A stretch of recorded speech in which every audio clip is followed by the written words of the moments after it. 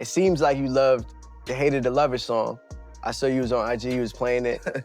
Coming up, I was confused. My mama kissing the girl. You gotta back that up. That shit was hard right there. Hey, that was that best verse. I mentioned his mom. You know, she was one of those. So I said it in front of the song, but the song was produced by Cool and Dre. Legendary. Which is my homie. Legendary. So the song was a dope song. You know what I'm saying? I can tell you. Yeah. But I'm a homie. He ain't getting no money. Keep laughing, because it's funny. When he come here, if he ever come here and say, how you feel, Rose getting all that money, nigga? Do him like that. Forever. I don't think that's turning on. No. I would love for y'all to get, you know what I'm saying? Don't do that. You know dog ain't getting no money. You been giving me alley-oops all day. That was an oop. I got you. I caught your 50 Cent alley-oop on by this people. I got you on that. I just dunked that. Coming up, I was confused. My mama kissing the girl. Confusion occurs coming up in the cold world. He can still write a verse, but his verse always has drug dealer references in him. Yeah. When he's admitted to being a correctional officer. Okay. In order to be a correctional officer, you have to not have any criminal history. Right. Mm-hmm. What kind of rich nigga cut his own grass? Why you out there cutting your own grass? You're trying to save money, nigga? You don't want to pay for the lawn to get cut, huh? Let me ask you the AC broken in the motherfucker. Let me ask you this.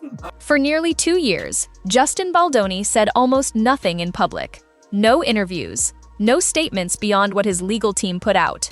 While Blake Lively was giving press tours, showing up at Hollywood events, and appearing at the Met Gala the very day their settlement was announced, Justin was essentially invisible.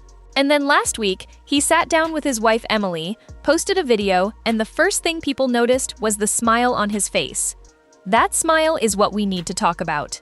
Because after everything that has happened in this case, that expression communicates something specific, and so does everything he and Emily chose to say, and what they deliberately chose not to say. To understand why this video landed the way it did, you need the full timeline of how the lawsuit actually ended. The Blake Lively and Justin Baldoni lawsuit had been building since late 2024, when Blake filed a civil rights complaint alleging that Justin had created a hostile working environment during the filming of It Ends With Us and orchestrated a public relations campaign to damage her reputation. The lawsuit was massive. She was seeking $300 million in damages and 13 separate claims. By the time the settlement was announced on May 4, 2026, the case had already been significantly narrowed. A judge had dismissed 10 of Blake's 13 claims, including every harassment claim, every defamation claim, and all claims against the individual defendants. The 3 remaining claims were the ones still heading toward trial when both sides announced they had settled. The joint statement released by attorneys for both parties on May 4th struck a diplomatic tone.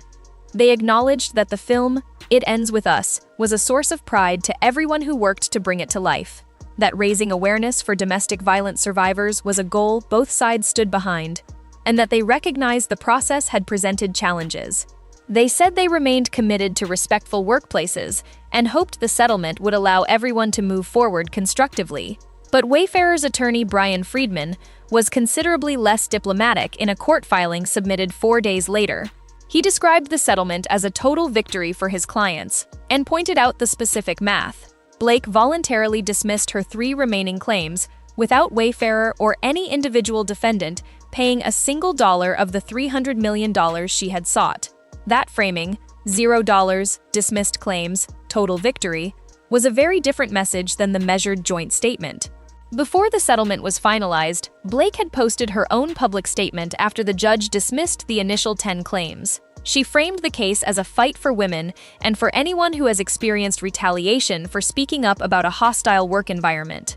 She wrote about the physical reality of digital violence, about wanting to use her platform to expose systems that harm people, and about hoping her case would show others that speaking up was possible even when painful. She made clear that she viewed the ongoing litigation as meaningful beyond her own situation. That framing, the fight for women language specifically, is what Justin's wife Emily appeared to push back on directly in the recent video. The day the settlement was announced, Blake showed up to the Met Gala in full presence, smiling, photographed, visible. A lot of people read that as a deliberate statement that she was not shaken, not diminished, and still completely embedded in the world of Hollywood elite events. Whether it was calculated or simply coincidental timing, it dominated the conversation for a day and reinforced her image as someone who was not going anywhere. Justin, meanwhile, disappeared further into silence. 2 months later, he and Emily posted their video, and the first thing worth noting is that they acknowledged the silence directly. They said it was not because they had nothing to say. Lord knows they had things to say. But they made a deliberate choice not to add to the noise while the legal process was running its course. They let the facts speak, and their position is that the facts did speak. What came through most clearly in the video was gratitude. Genuine, specific gratitude toward the people who supported them without Justin being able to publicly advocate for himself. Emily described a prayer from early in the situation where they simply asked that people would have discernment. And she said so many people did, that people trusted their intuition, paid attention, and showed up for them without being told what to think. But the line that is going to stick with people is Emily's, that the pain and injustice they experienced does not get erased by the gratitude. She said they wrestled with how something like this could happen. And then she said the phrase that put a sharper point on everything, let alone disguised as a fight for women. That is a direct response to Blake's framing. Emily is saying, without naming Blake specifically, that calling this a feminist cause was a mischaracterization of what actually happened, and that mischaracterization is part of what made the situation as painful as it was. Justin added that many untrue and painful things had been spoken into existence over the past 2 years, and that they chose not to respond because they did not want to add to the noise. They wanted the justice system to run its course. And the court record, they believe, reflects what actually happened. They said they have more to say. They made clear that this video was not the full story, just what they felt they could share right now. But even this much, after this long, carries significant weight. In terms of public opinion, Justin has clearly come out ahead. The support he has received online throughout this case has been notable, especially given that he could not publicly advocate for himself. A significant portion of the audience that followed this story closely concluded that the case against him was weaker than the initial coverage suggested, and the dismissal of 10 out of 13 claims only reinforced that conclusion. Blake's position is more complicated. She has not lost her standing in Hollywood, not visibly. She has projects in the works. She showed up at the Met Gala. She is not hiding. But socially, she has clearly paid a price. She was not at Taylor Swift's wedding, which, given that Taylor is the godmother of one of her children, tells you something about where certain friendships stand. The harder question, and the one that does not have a clean answer yet, is what this settlement means for Justin's career going forward. Hollywood is a specific ecosystem. Public opinion and industry opinion are not always the same thing. While the broader audience landed firmly on Justin's side, the working world of Hollywood was publicly more supportive of Blake during the press tour for the film. Cast members, colleagues, Colleen Hoover. Those are the people in the same rooms as the people who greenlight projects. Blake and Ryan Reynolds are deeply embedded in Hollywood. Their relationships with studios, directors, and executives represent years of built infrastructure.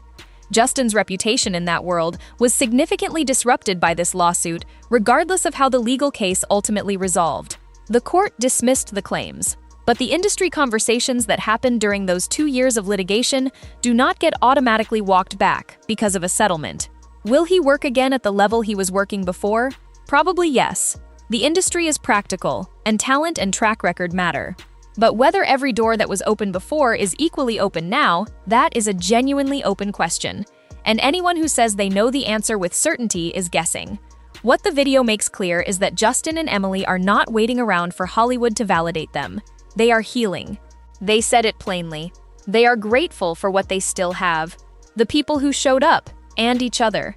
They are not pretending the last 2 years were not painful. Emily made that clear. But they are moving through it. The fact that Justin was smiling in that video is the thing people keep coming back to.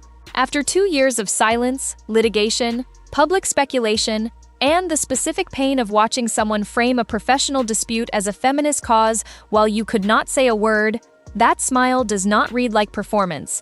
It reads like someone who came through something genuinely hard and is still standing. Whatever comes next for his career, that part seems to be in pretty good shape. What do you think? Does Justin's video change how you see this whole situation? And do you think Hollywood will actually back him going forward, or does Blake's network make that complicated? Drop your thoughts in the comments. Subscribe for every update on this story as it continues to develop.